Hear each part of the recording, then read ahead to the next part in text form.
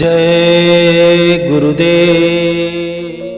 मनुष्य का लक्ष्य, फुर्सत मिले तो कभी अपने बारे में सोचना, तुम कौन, कहां से आए, क्या है तुम्हारा काम, क्या तुम यह शरीर हो, तुम्हारा यहां आने का मकसद क्या है, तुम आत्मा हो कि परमात्मा की अंश, तुम सतनाम से आए हो, इस संसार में तुम सिर्फ एक मुसाफिर बन के आए हो। यह संसार तेरा घर नहीं, तेरा घर सचखंड है, सतनाम है, इसलिए तुम्हें वहां ही जाना है। तुम खुद को शरीर समझते हो जबकि यह नश्वर है। तुम यानी आत्मा अमर अविनाशी हो। शरीर तो मात्र कपड़े के समान है जो हर जन्म में अलग अलग ओढ़ती रहती है।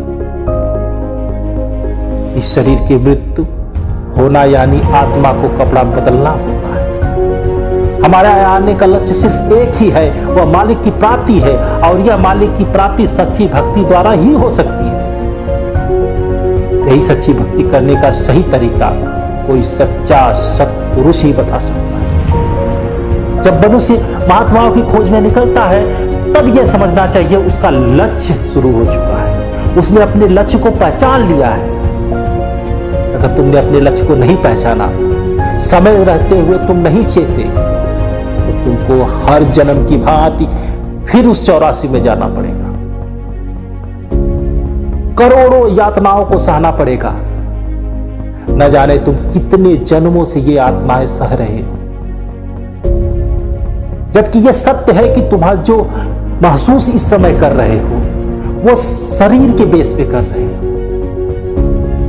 लेकिन यातनाएं सिर्फ आत्मा सहती है, और आत्मा को कष्ट देना तुम्हारे लिए शोभनीय नहीं है।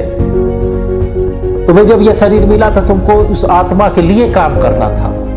तुम्हारा मात्र एक लक्ष्य होना चाहिए था कि तुम यहां के नहीं हो, और तुम जहां के हो तुमको वहां जाने का प्रयास करना चाहिए।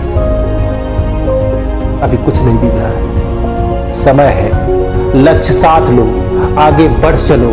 वक्त के संत महापुरुष इस धराधाम पे अवतरित है, उनको पहचानो, उनके आदेशानुसार काम करके अपना काम बना लो, वरना लेट हो जाने पर, समय चूक जाने पर पछताने के सिवा कुछ नहीं बचेगा। तुम हाथ मलते रह जाओगे, तुमने क्या कर दिया ये सोच सोच कर आत्मा तुम्हारी हमेशा यातनाओं को सहती रहेगी, तुम्हें कोसती रहेगी। जय